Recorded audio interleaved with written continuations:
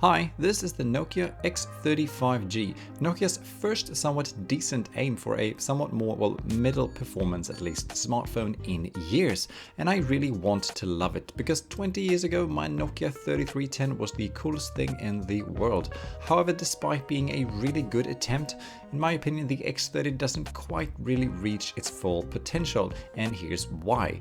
On the outside, the Nokia X30 could pass for a smartphone double its price of £379 or just under $450 for the version with 256 gigs of storage and 8 GB of RAM that I've tested here, because build quality is extremely premium.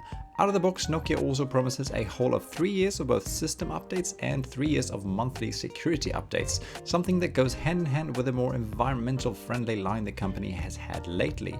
The box is, for example, made of completely recycled paper, while 100% of the aluminum parts of the phone and 65% of the plastic is made from recycled elements as well, something that is of course great. Even the screen, even though it's only being Full HD or 1080 by 2400 pixels, is actually very pleasant to use.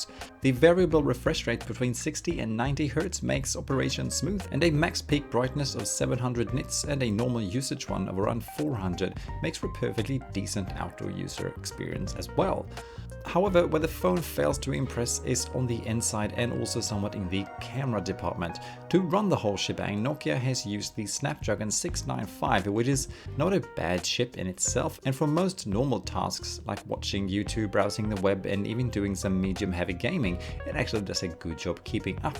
But you can tell that it's already being pushed to its maximum, something that when digging a little bit deeper shows both in frame drops when playing more graphically intense games and also when multitasking with several apps open at the same time. Using the phone as it is right now while still being on Android 12, it does work fine though. However, since Nokia is really pushing the 3 years of updates and also has somewhat confirmed that the phone is going to get Android 13 in the near future, if the internet is to be trusted, it does raise some doubts on what kind of user experience we would eventually be left with in the future, since the CPU already somewhat feels on its knees. This would be fine in a cheaper phone, but since the price of the X30 is still quite high, a more potent chip would possibly have been a good way to future-proof the phone even more. I'm also not super impressed with the camera experience, even though it's not really bad. The main lens is a 50 megapixel one that does indeed have the ability to snap some okay photos. Especially noticeable is the night mode that honestly works brilliant,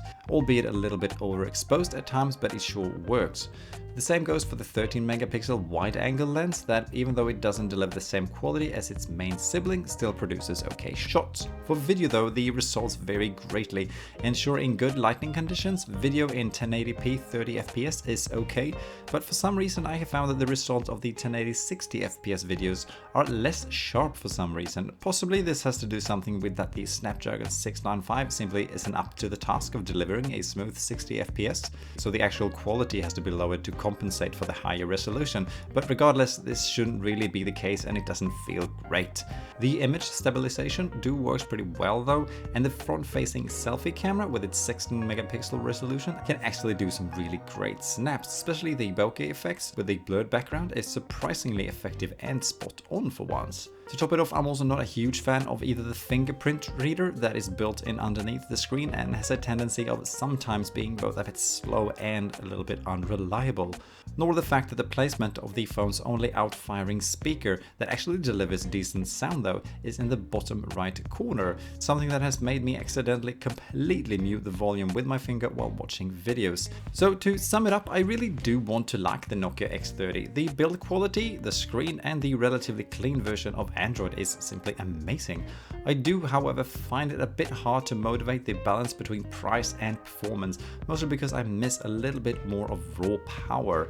And even though the phone works fine right now, the fact that the system chip already feels a bit overworked does ring a few warning bells for how long the good user experience will actually last into the future. And that is my somewhat quick take on the Nokia X30. Please share any questions in the comments below and I'll do my best to answer them. Have a nice day. Bye!